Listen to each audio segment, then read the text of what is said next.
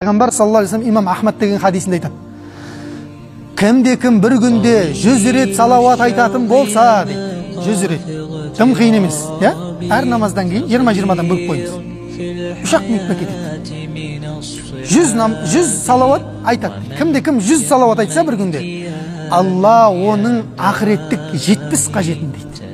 Дүниелік 30 қажетін өтейді дейді. 100 қажетін өтеп береді екен Алла.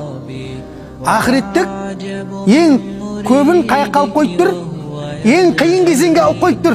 Яумус сақ дейді. Ең ауыр күн ол. Адамдардың қабағы түйіліп кетеді, ашылмайды адамдардың қабағы ол күні.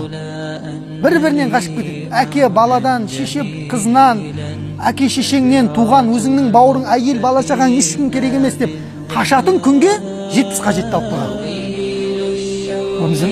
Бәрі қашып кетеді бір күні. Ол күн ешкім, пайғамбарлардың өзі қашып кетеді, сізден білесіз бе?